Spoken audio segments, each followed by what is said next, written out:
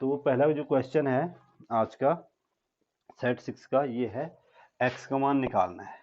x मान क्या करना है, और आपको दिया है भाई 6:3, 6:3, और ये 4 बिंदी होते बीच में, इसको समानुपात बोलते हैं। इसको क्या बोलते हैं?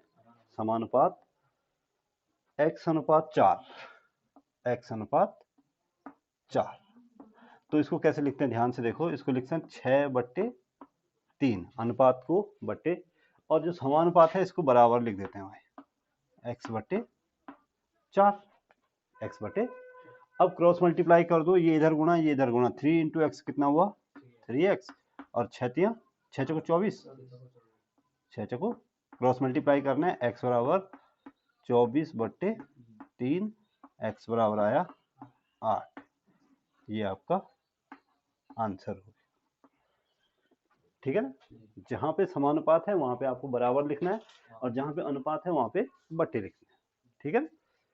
क्वेश्चन, आज का क्वेश्चन नंबर 2। क्वेश्चन नंबर 2 है, एक मशीन 420 बोतल 3 घंटे में भरती है। 5 घंटे में कितनी बोतल भरेगी? तो 3 घंटे में 3 घंटे में भरी गई बोतलों की संख्या, भरी बोतलें 3 घंटे में कितनी बोतलें भरते हैं? 420, ठीक है ना। इसलिए सबसे इसमें सीधे एक एक नियम वाला सवाल लगाना है। इसलिए 1 घंटे में भरी बोतलें, भरी, तो जब 3 घंटे में कितनी भर रही है, 420 बोतल भर रही है, तो 1 घंटे में 420/3, यानी कि 140 बोतल भरी जाएंगी, 100। और 5 घंटे में कितनी भरेगी, इसलिए 5 घंटे में भरी बोतलें, तो 140 को सीधे 5 से क्या कर दो, 140 गुणा गया 5, 14 पंजे, तो 5 घंटे में कितनी बोतलें भरेंगी? 700 बोतल भाई। 5 घंटे में कितनी भर देंगे? आसान है, 700 बोतलें। इसी का क्वेश्चन नंबर 3। ये एक एक नियम वाले सवाल हैं, ठीक है ना। अब इसके बाद जो क्वेश्चन है, ये कह रहा है एक व्यक्ति 20 आम 89 रुपये में खरीदता है, 36 कितने में खरीदेगा? तो 20 आमों का मूल्य, 20 आम कितने रुपये में? 89 रुपये। सीधे वही एक आम का मूल्य निकाल देना है।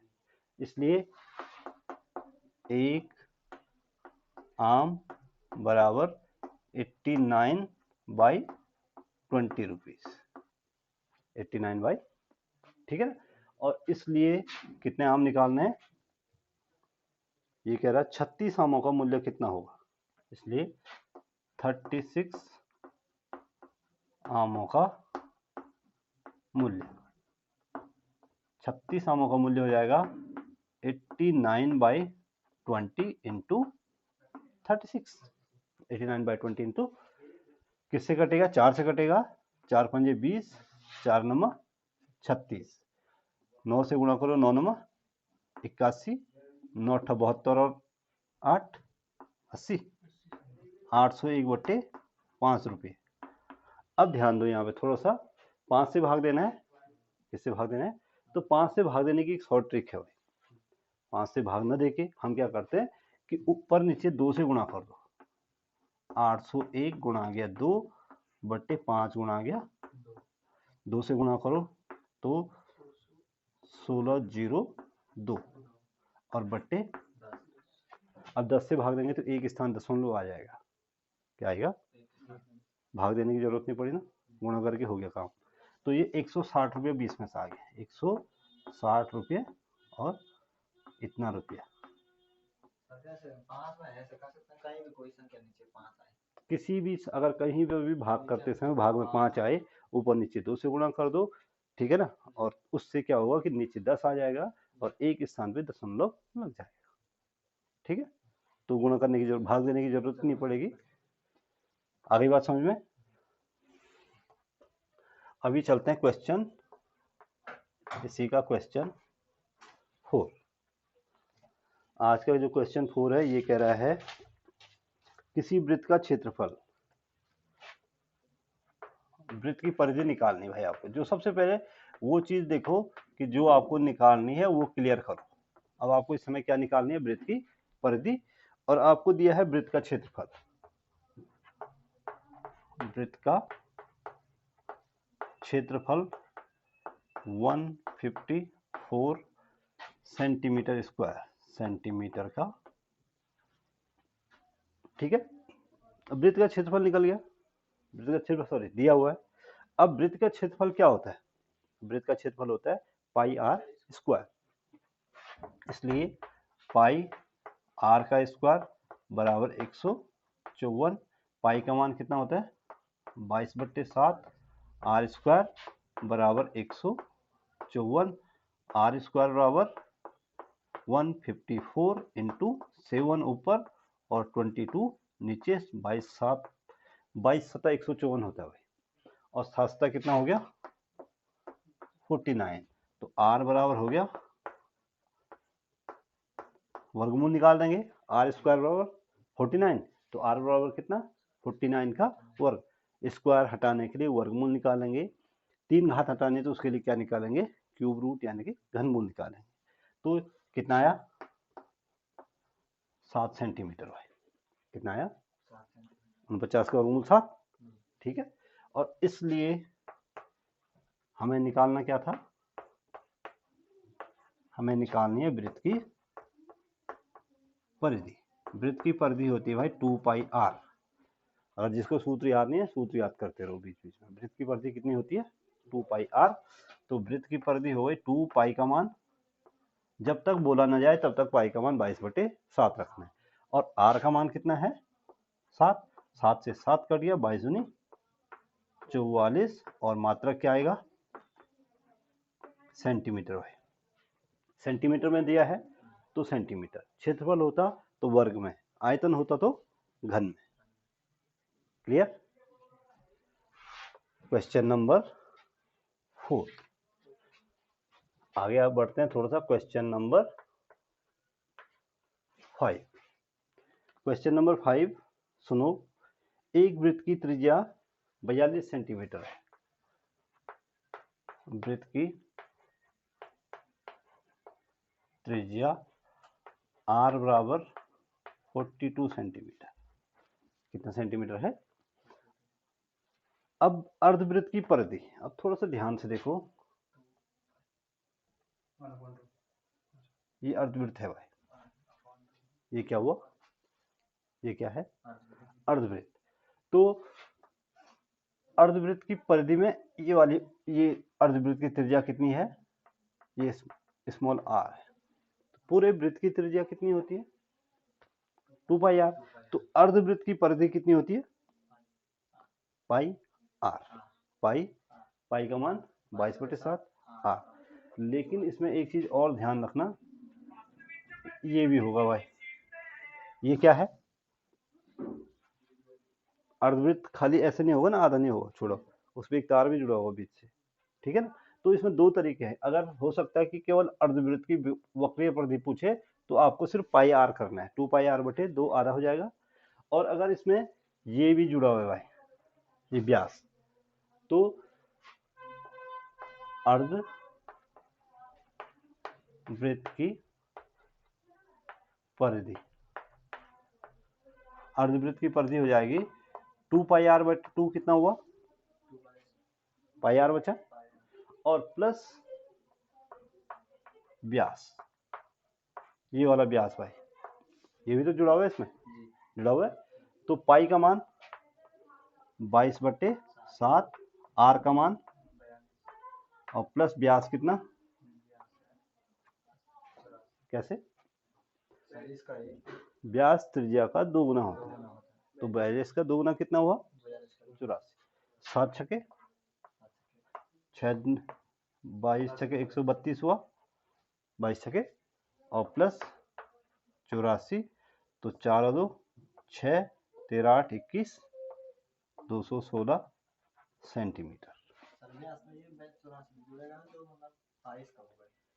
ये वाला तो पाई आर हुआ, यहाँ से यहाँ तक तो क्या हुआ, ये व्यास भी तो है इसमें जो आधा है, तो व्यास होगा ना, क्योंकि आधी तो त्रिज्या, त्रिज्या का दोगुना। अर्धवृत्त का मतलब होता है वृत्त को दो बीचों बीच किसी व्यास से काटना, ठीक है ना, तो इसलिए वो व्यास भी जुड़ा उसमें, हो गया ना। तो ये आया कितना, 216 सेंटीमीटर। आगे बात समझ में। क्वेश्चन 6 इसी का क्वेश्चन 6 कह रहा है कि वर्गमूल निकालना है, अंडर रूट ऑफ 0.01 आपको निकालना है। अब 0.01 क्या हुआ भाई, 0.01 क्या हुआ, 1/100। हाँ, तो ये हुआ अंडर रूट ऑफ 1/100, 1 का 1, 100 का 10, आंसर आया 0. दशमलव एक स्थान पे लगेगा ना, तो 0.1, ये आपका क्या हो गया, आंसर हो गया।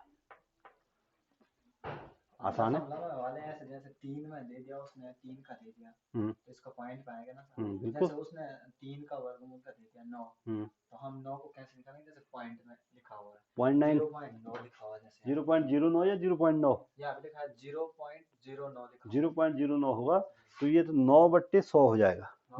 9 का वर्गमूल आएगा 3, 100 का आएगा 10, 3/10 यानी 0.3, ठीक है। कोई भी संख्या हो उसे क्या, बस दशमलव के जितने स्थान है, देखो अगर दशमलव के बाद 2 स्थान है तो बट्टे में 100, दशमलव के बाद 3 स्थान है बट्टे में 1000, दशमलव के बाद 4 स्थान है तो बट्टे में 10,000। जितने दशमलव के बाद स्थान होंगे एक के पीछे उतने जीरो लगा, ठीक है, बटे में लगेगा उतने 1000 या, हाँ जितने उतने बट्टे में एक के पीछे जीरो बढ़ेंगे, ठीक है। आगे बढ़ूं, मिटा दूं इसको,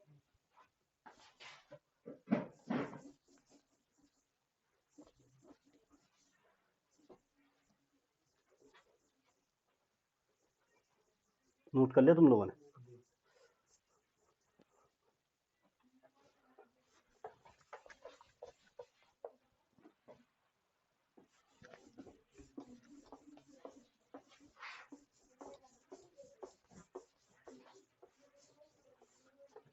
आगे बढ़ते हैं, क्वेश्चन नंबर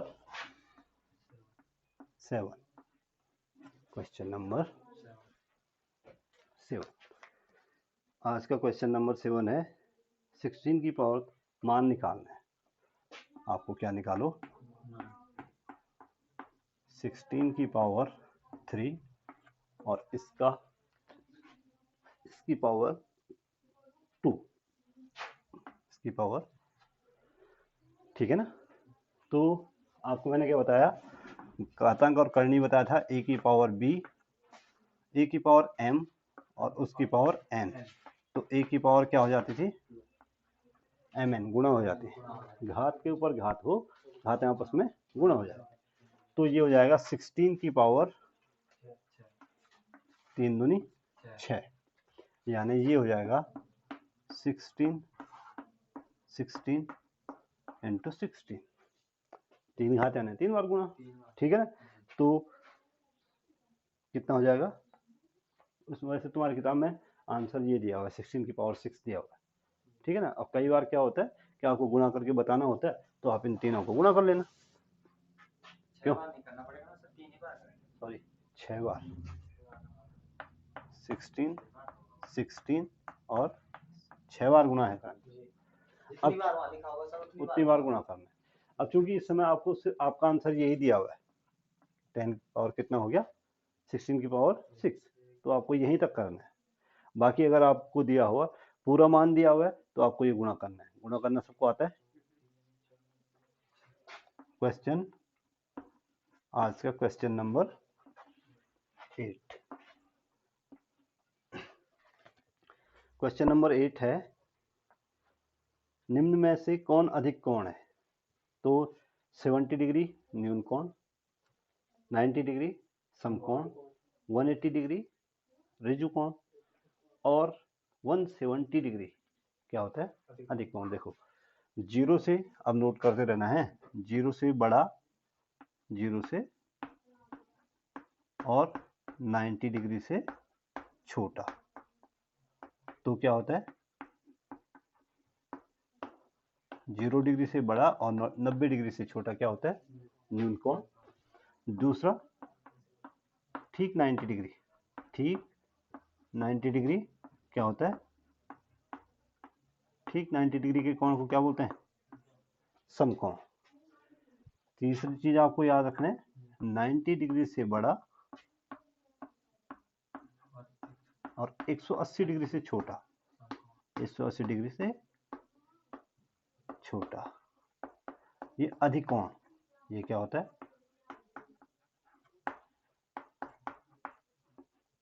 ठीक है। और चौथी चीज ठीक 180 डिग्री का कोण, ठीक कितना 180 डिग्री का जो कोण होगा वो कोण कहलाएगा ऋजु कोण या सरल कोण, ऋजु कोण या 180 से बड़ा, 180 से बड़ा और 360 डिग्री से छोटा कोण, 180 से बड़ा और 360 से छोटा, इसको बोलते हैं भाई बृहत कोण। इसको क्या बोलते हैं बृहत कोण। और 360 डिग्री का कोण क्या कहलाता है, वो ये कहलाता है संपूर्ण कोण, संपूर्ण या पूर्ण कोण बोलते हैं इसको, जो 360 डिग्री का होता है ठीक। तो किसी बिंदु पर बना पूरा का पूरा जो कोण होता है कितना डिग्री का होता है, कितना डिग्री का होता है 360 डिग्री का होता है, तो उसको बोलते हैं क्या संपूर्ण कोण। क्वेश्चन नंबर अब कौन सा आएगा 9वां क्वेश्चन नंबर 9 कह रहा है 0.5 0.05 0.5 0.05 0.00 इनको ऐड करो, इनको क्या करो ठीक है ना। तो देखो इनको ऐड करने का तरीका क्या है कि 0.5 प्लस 0. देखो पॉइंट को ठीक एक दूसरे के नीचे रखना है, दशमलव को ठीक एक दूसरे के, तो 0.05 प्लस 0.00 ऐसे ही है, ऐसे ही यही है ना। तो अब आपको जैसे सिंपल जोड़ना है वो जोड़ देना है, ये 5 का, ये 0 और 5 5, ये 5 का 5 प्लस 0 प्लस, तो ये हुआ 0.555। पॉइंट जोड़ते समय पॉइंट को ठीक एक दूसरे के क्या रखना है, नीचे से पॉइंट 0 नहीं होगा तो सेम आएंगे ना, बिल्कुल ठीक है। तो जो पॉइंट का चिन्ह है अगर यहाँ पे 1.5 होता तो भी ये पॉइंट के चिन्ह एक सीध में रखने हैं, ठीक है ना। जैसे कोई एग्जांपल ले लो, जैसे 1.5 प्लस 0.35 प्लस 7.321 हो गया ना, ऐसे एग्जांपल पूछना चाह रहा है। तो ये 1 ऐसे रहा, 5 2 7 5 3 8 3 11 1 1 2 7 2 9.171 इसका क्या हो गया आंसर हो गया, ठीक है। तो पॉइंट को आप इसको चाहो तो इसके पीछे 0 0 भी बढ़ा सकते हैं, इसके पीछे 0 लिख सकते हैं, क्योंकि राइट साइड में दशमलव के बाद जो अंतिम सार्थक अंक होगा उसके बाद कितने भी 0 लगा दो कोई फर्क नहीं पड़ता है। और दशमलव से पहले जो अंतिम जो पहला सार्थक अंक होगा उससे पहले भी आप कितने 0 लगाओ उससे कोई फर्क नहीं पड़ता। इस 1 के आगे आप 10 0 लगाओ तो भी इसके मान पे कोई फर्क नहीं पड़ेगा, इस 5 के बाद आप 100 0 लगा दो तो भी इसके मान पे कोई फर्क नहीं पड़ेगा, ठीक है।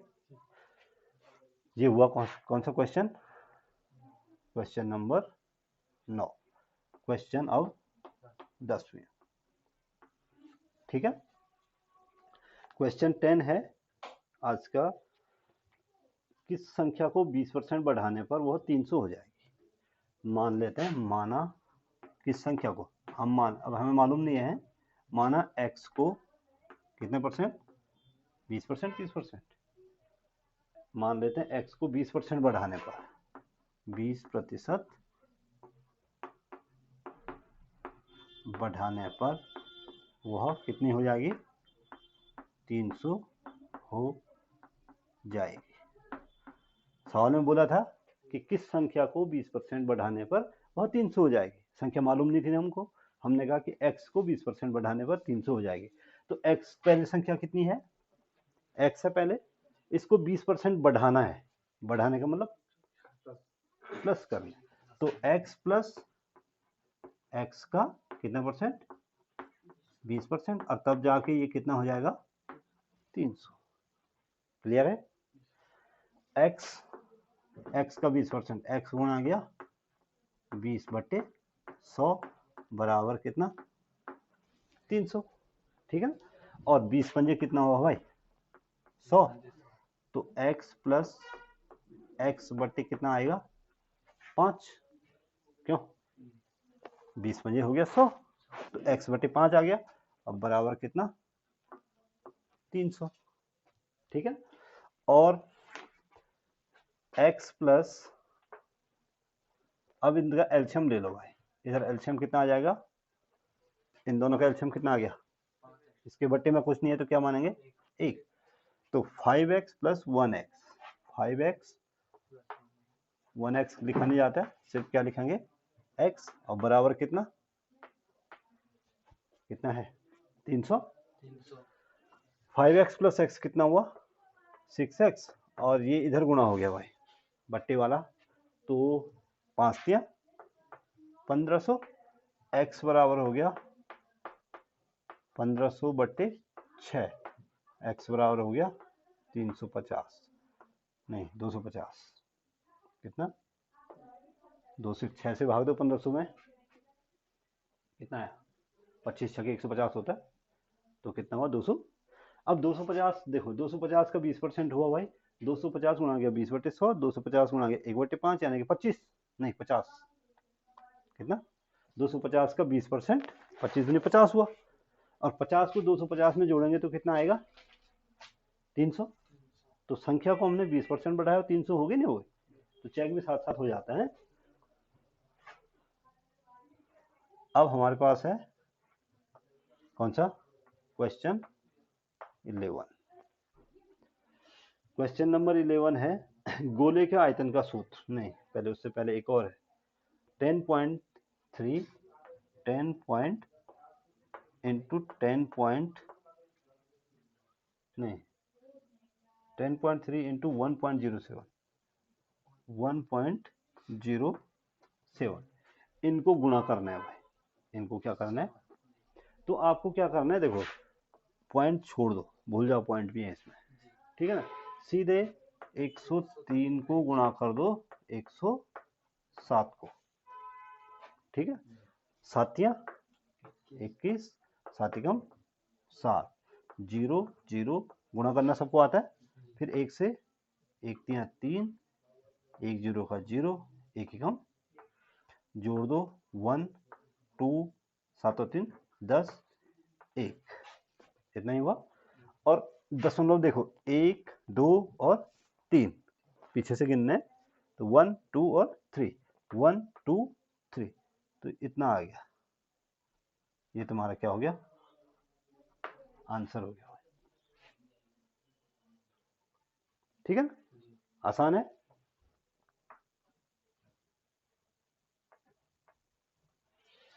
ये भी हो गया, ठीक।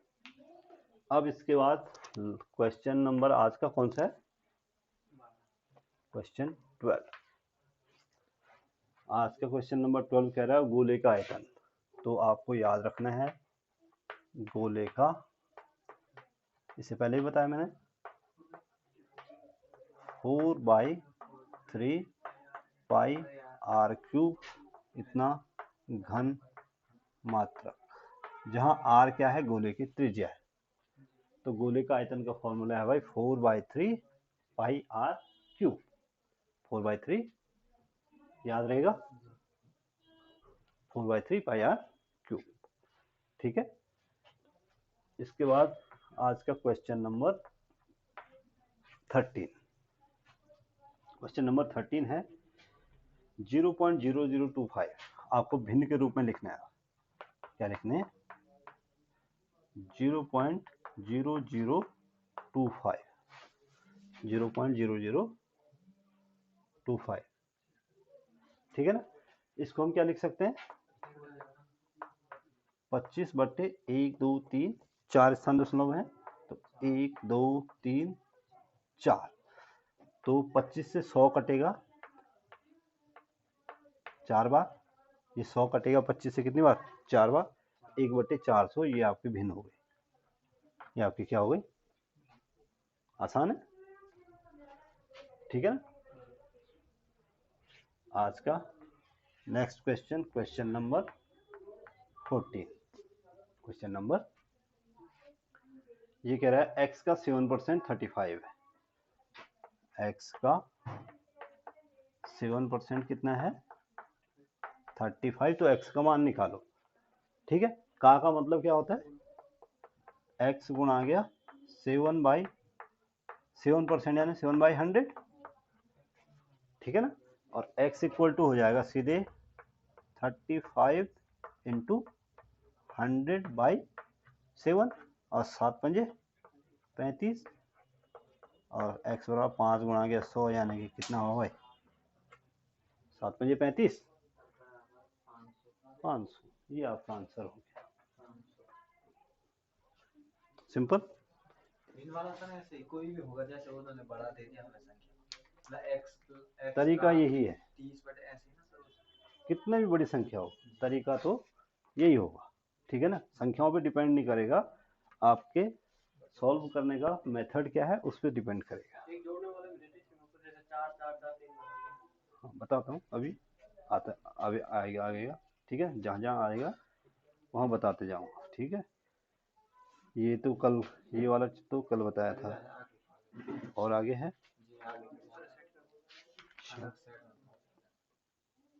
182 वाला, ये भी कल बताया था। थोड़ा इसको मिटा दे, उस ऊपर वाली लाइन मत मिटाना केवल है। अभी हमारे पास है जैसे ये 7 7 जो आपने अभी बताया था ना, सही है ये जो 7 7 7 7 जोड़ने वाला 7 7 7 7 कौन सा क्वेश्चन? अच्छा ये 7 7 7 हाँ, तो इसमें इकाई का अंक इकाई के नीचे, दहाई का अंक दहाई, ये 5 ये भी ठीक है। ये वाला चलो इसी को बता देता हूँ।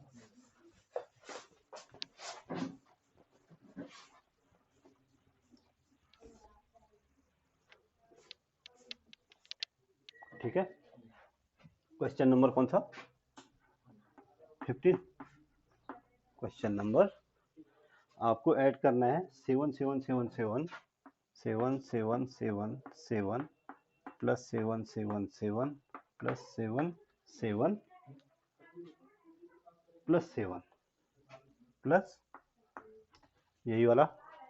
तो सबसे ऊपर सबसे पहले क्या करो कि सबसे बड़ी संख्या लिखो सबसे पहले, तो ये हो जाएगा।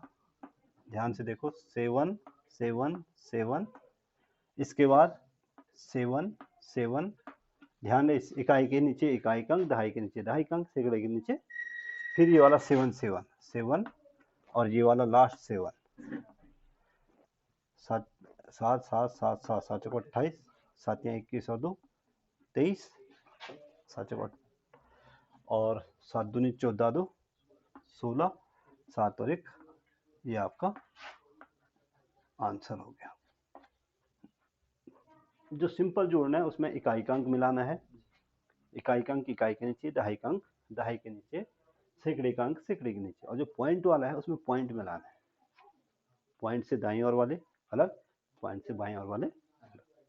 ठीक है, क्वेश्चन कौन सा? 16। क्वेश्चन नंबर 16 कहाँ है? यही है।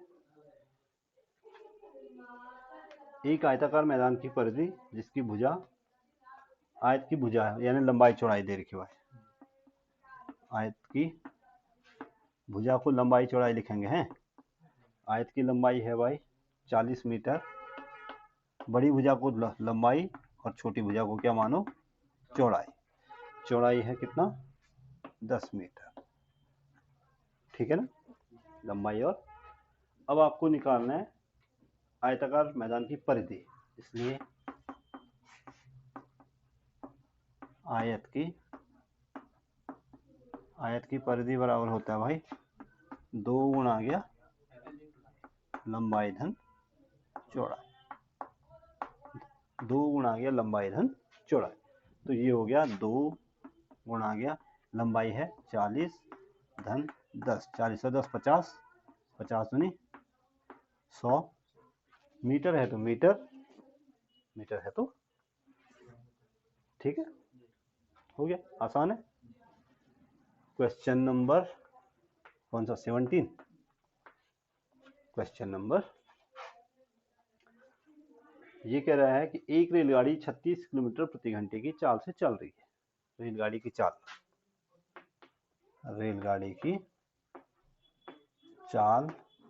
है 36 किलोमीटर प्रति घंटा, 36 किलोमीटर। ये खंबे को पार करने में उसको 25 सेकंड लगते हैं।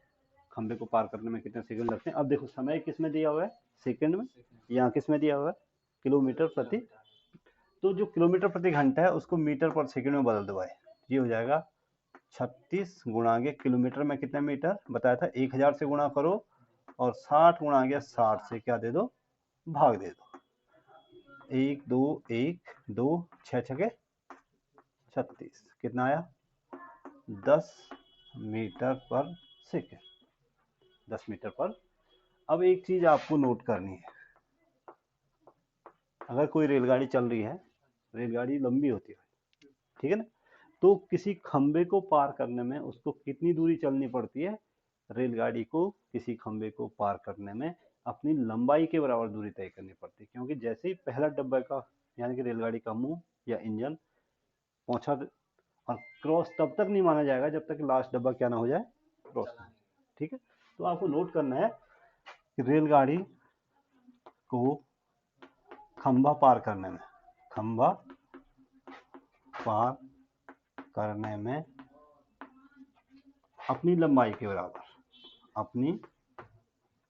अपनी मतलब किसकी, रेलगाड़ी की है, लंबाई के बराबर दूरी तय करनी पड़ती है।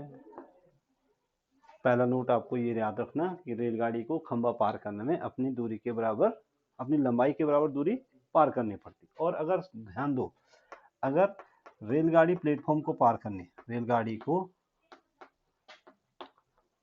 प्लेटफॉर्म पार करने में तय दूरी,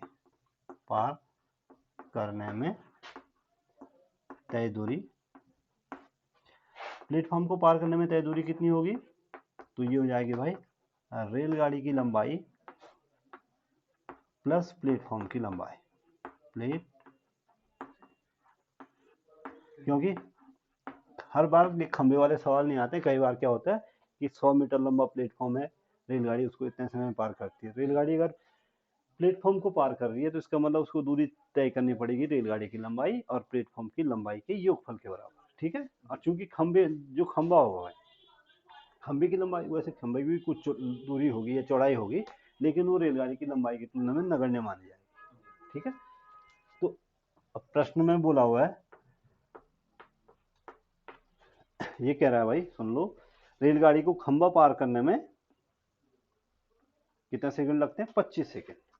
तो रेलगाड़ी को खंबा पार करने में लगा समय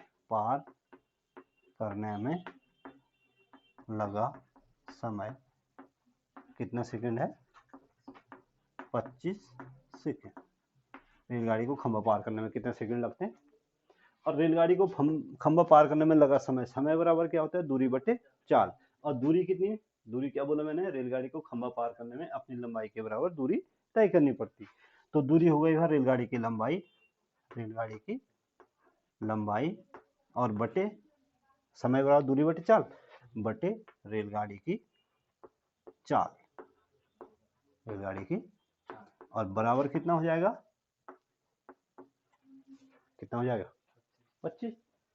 रेलगाड़ी को खंभा पार करने में लगा समय बराबर रेलगाड़ी की लंबाई बटे रेलगाड़ी की चाल, और बराबर कितना समय लग रहा है 25, तो हमने कितने लिख दिया बराबर 25।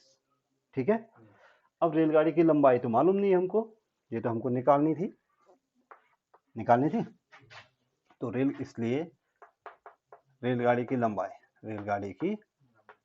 लंबाई बट्टे रेलगाड़ी की चाल कितनी है, रेलगाड़ी की चाल कितनी है अभी देखो यहाँ पे 10 मीटर पर सेकेंड, और बराबर कितना 25।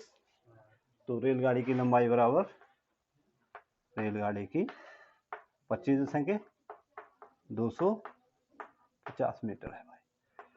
तो रेलगाड़ी कितनी लंबी है 250 मीटर। ठीक है, 10 का वाह, अब ये 10 बट्टे में है ना, तो इधर जाके गुणा में जाएगा, हो गया। ठीक है, तो ऐसे क्वेश्चन पूछे जाते हैं भाई, इन क्वेश्चन पे थोड़ा सा ध्यान दो, और विशेषकर जो मैंने ये नोट्स बताए आपको इन पे ध्यान दो। ठीक है, अभी हम चलते हैं क्वेश्चन 18।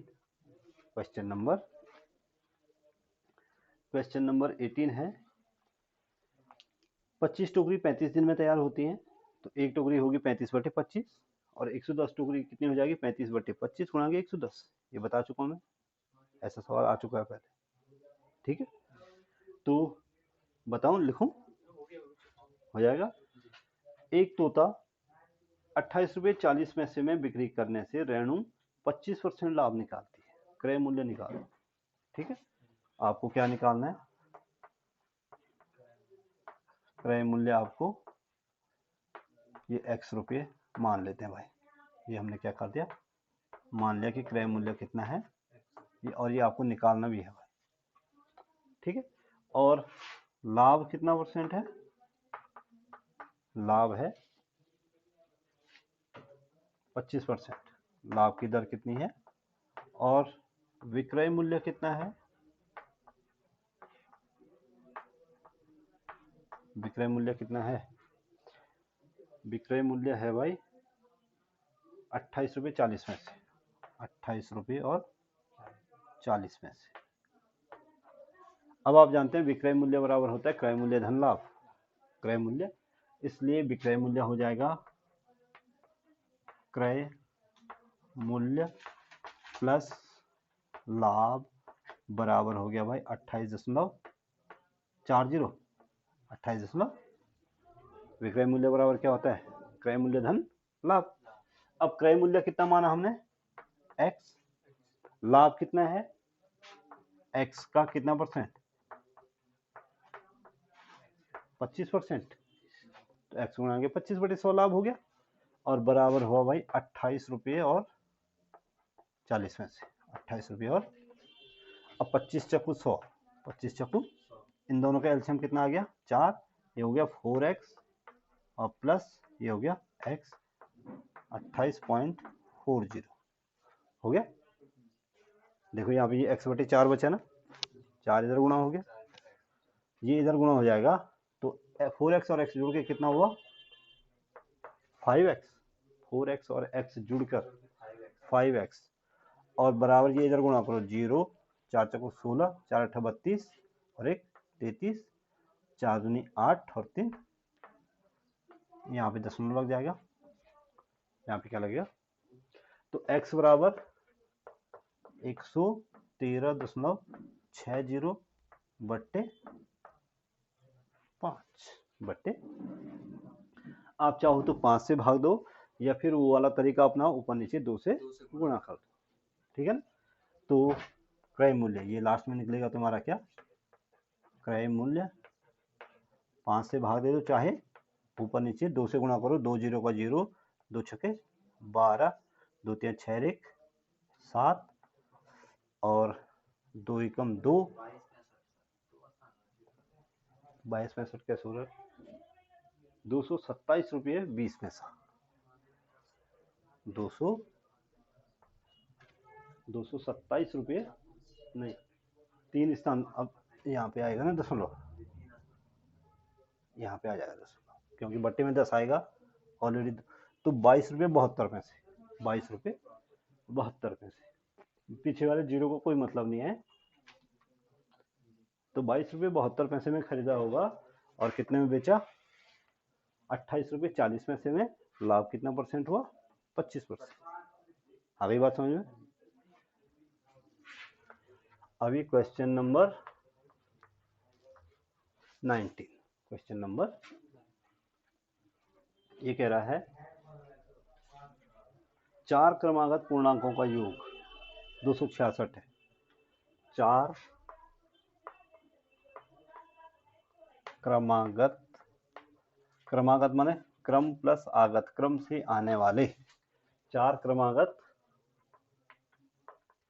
पूर्णांकों का योग, पूर्णांकों का योग कितना है भाई? 4 क्रमागत पूर्णांकों में 266, 200। तो आपको पहला पूर्णांक निकालना है। अब मान लो, देखो ध्यान से देखो, पहला पूर्णांक सपोज के लिए क्या है? x है। क्रमागत पूर्णांक जैसे मैं बोलूंगा, क्रम से आने वाली संख्या 10 के बाद 11 आएगा, 11 के बाद 12 आएगा, 12 के बाद 13, 13 के बाद 14। तो अगर हम x के पदों में बोलें, कैसे बोलें? पहला x हो गया, दूसरा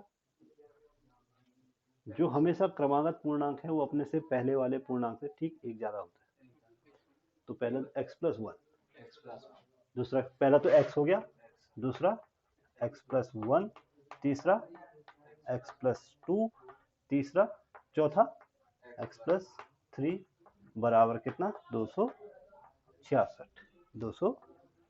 ठीक है ना?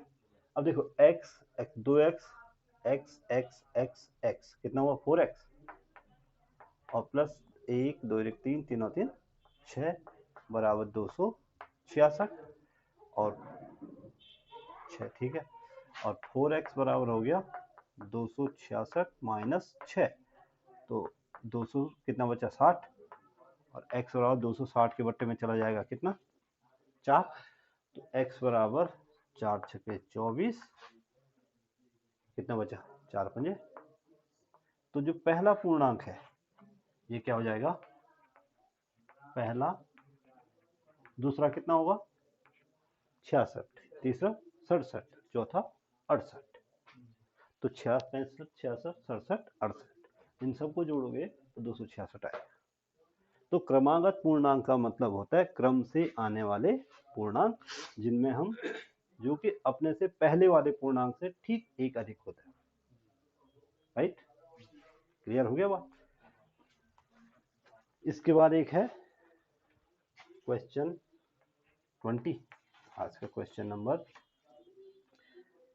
ये कह रहा है सरल करो। आपको क्या करना है? सरल करना है भाई। 3 माइनस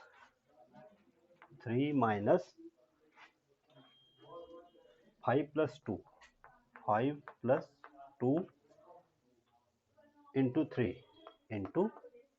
3 प्लस 5 माइनस 2। ठीक है ना? अब देखो, सबसे पहले कोष्टक हटाने हैं, ब्रैकेट ऑर्डर देखना है पहले। ठीक है, 3 माइनस 5 प्लस 2 कितना हुआ? 7 इंटू 3 प्लस 5 माइनस, रहने दो ऐसे ही। पहले क्या करना है? भाग फिर गुणा। पहले, अब भाग तो है नहीं, क्या आएगा? तो 3 माइनस 7 21 धन, चाहो तो 5 में से 2 हटा दो यहाँ पे सीधे, ये चाहो तो ऐसे रहने दो, 5 ऋण। अब देखो, ऋण धन धन वालों को जोड़ो, 5 और 3 8, और ऋण ऋण वालों को जोड़ो 23, तो कितना आया? -15। ये आपका आंसर हो गया। क्यों? देखो, पहले धन धन वालों को जोड़ो, 5 3 8, ऋण ऋण वालों को जोड़ोगे ऋण 23 आएगा। ऋण कहाँ पे है? -3। चिन्ह आगे वाला देखा जाता है, पीछे वाला नहीं है। इसके आगे कोई चिन्ह नहीं है जिसके आगे वो प्लस होता है। ठीक है, तो ये आपका आंसर हो गया। तो 20 क्वेश्चन हो गए। कितने हो गए? नोट करो फटाफट। जो देखो, अगर ये 23 ऋण 8 होता तो ये धन 15 आता। जो घटाते समय जिस संख्या का चिन्ह बढ़ा उस संख्या का चिन्ह आएगा। ठीक है, 23 में से 8 घटाते तो 15 आता, 8 में से 23 घटाओगे तो -15 आएगा। क्लियर?